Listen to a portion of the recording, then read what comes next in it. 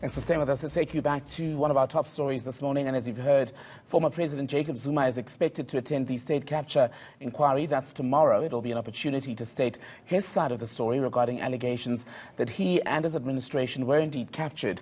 But it's not clear whether he'll actually testify. Political analyst Lukwana Mguni joining us now via Skype this morning. Lukwana, very good morning to you. Thank you for your time. So Jacob Zuma is due to make this much anticipated appearance at the state capture inquiry tomorrow. How much further do you expect that his appearance will move us in the state capture conversation? Well, good morning, Tembegile, and to your viewers. I am not so sure whether I am too optimistic about his appearance. In the first instance, you will know that something that has been problematized is the fact that the Commission has not issued a set of questions for him to respond to, or put differently, the claims at which he has been implicated upon by various witnesses that have appeared before the Commission.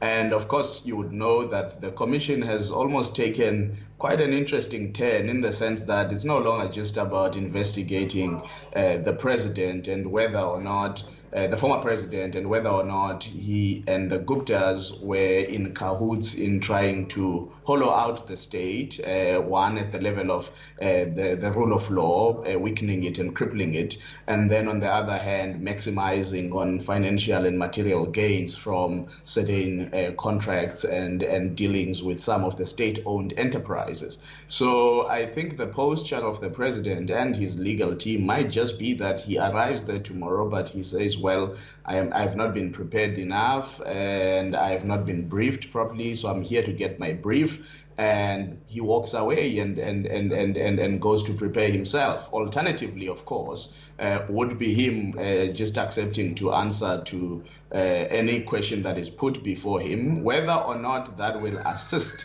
the Commission in terms of arriving towards some ground of analyzing and being satisfied that he has answered truthfully and assisted the Commission. That is something to be seen entirely.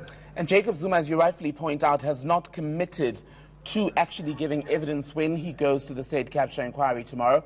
Interesting, because he's been named in so much of the evidence that we've heard so far, and one would imagine that as someone who's always insisted that his hands are clean, he would want to clarify things. So why is he so non-committal to the possibility of giving evidence and sharing his version of what happened during his presidency? Well, I think the Commission itself might have compromised its own work by virtue of administratively not agreeing to issue a set of questions. I think the question of fairness must prevail on any witness that comes before the Commission. And fairness in this instance for me would be a witness or someone who's called upon to give evidence being fully briefed and prepared so that they can deposit an affidavit ahead of time. I think this is probably going to be for the first time that the Commission will have someone appear before they have had an opportunity to deposit an affidavit with the evidence leaders. And so, you know, as much as we might say he's non-committal and he deserves his day, just like with any matter, even when you go to a court of law, you are entitled to request particulars of claims made against you, and so that you can properly prepare yourself. And I think in this instance, it might just be that the Commission actually has committed an error. And Jacob Zuma's arguments, one of them at least, has been that we cannot say that there's been state capture when not all three arms of the state have been captured. Does that to you sound like a plausible argument on the state capture issue?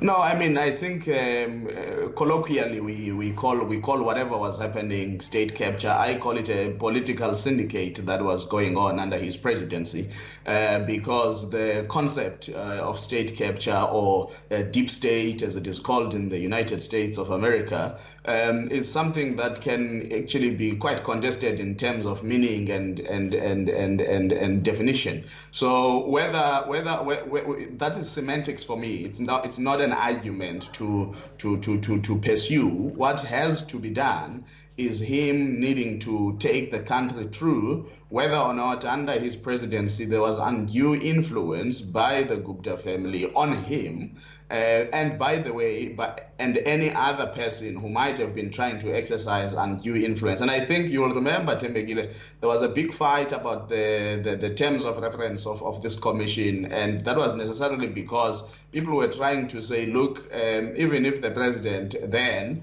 was captured, but the Guptas were not the only family trying to have undue influence on the state. And really now this has become a commission into corruption, I would say, that was exacerbated over the last 10 years. And so in so doing, I think the definitional issues are neither here nor there, really. Luka Namgunu, political analyst, joining us from Durban via Skype this morning. Thank you so much for your time, as always.